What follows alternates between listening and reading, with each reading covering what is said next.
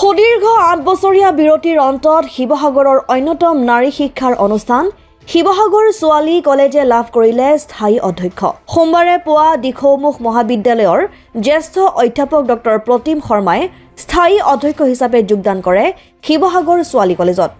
নৱনিযুক্ত স্থায়ী অধ্যক্ষ ডক্টৰ প্ৰতিম শৰ্মাই কলেজ পৰিচালনা সমিতিৰ সভাপতি যোগেশ বৰা আৰু জ্যেষ্ঠ সদস্য কাৰ্তিক দত্তৰ উপস্থিতিত ভাৰপ্ৰাপ্ত অধ্যক্ষা উৎপলা গোহাঁই সোমবাৰৰ পৰা দায়িত্বভাৰ গ্ৰহণ কৰে।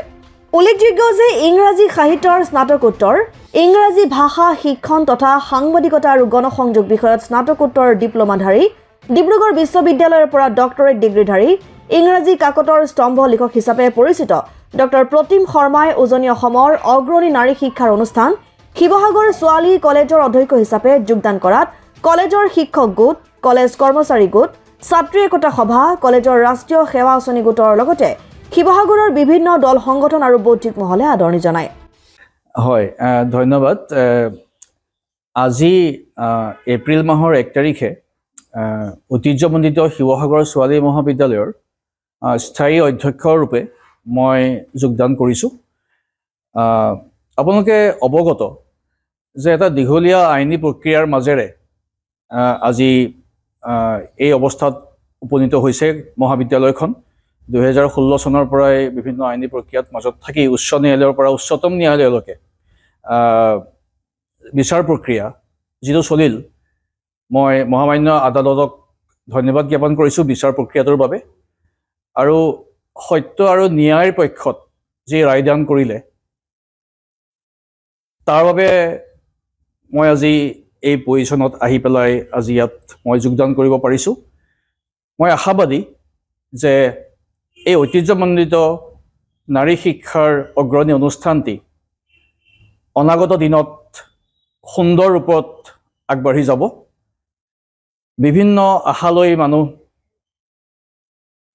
কাম কৰিবলৈ বিচাৰে, মোৰো তেনেকুৱা আশা তেনেকুৱা আছে। এতিয়া নিউ এডুকেশ্যন পলিচিৰ কথা আমি সকলোৱে জানো। ইয়াত ইণ্টাৰডিচিপ্লিনাৰী কোৰ্চৰ কথা আছে, বিভিন্ন স্কিল কোৰ্চৰ কথা আছে। সেই কথাখিনি আমি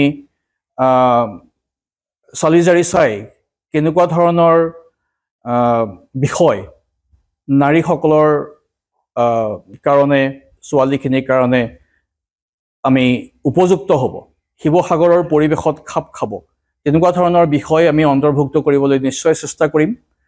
আৰু নিউ এডুকেশ্যন পলিচি মতে তেনেকুৱা ধৰণৰ নতুন নতুন ইন'ভেটিভ বিষয় কিছুমান আমি যদি ল'ব পাৰোঁ আৰু যদি আত্মনিৰ্ভৰশীলতাৰ দিশত আমি নাৰী সমাজত আগবঢ়াই নিব পাৰোঁ, সেয়াই হ'ব এই মহাবিদ্যালয়খনৰ সমাজৰ প্ৰতি এটা দায়িত্ব পালন।